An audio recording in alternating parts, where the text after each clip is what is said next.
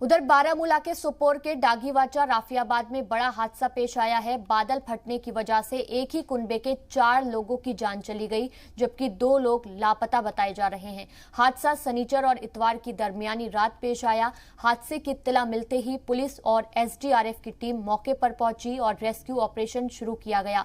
इस दौरान 4 लाशें बरामद की गई। हादसे में जान गंवाने वालों की शिनाख्त मोहम्मद तारिक खारी, शहनाजा बेगम, अहलिया मोहम्मद फारूक खारी, नाजिया अख्तर और आरिफ हुसैन खारी के तौर पर हुई है। ये सभी जम्मू के नौशेरा के रहने वाले गुज्जर बकरवाल कुनबे से थे। लापता लोगों की तलाश जारी है और मौके पर पहुंची रेस्क्यू टीम ने बाकी लोगों को निकाल लिया है।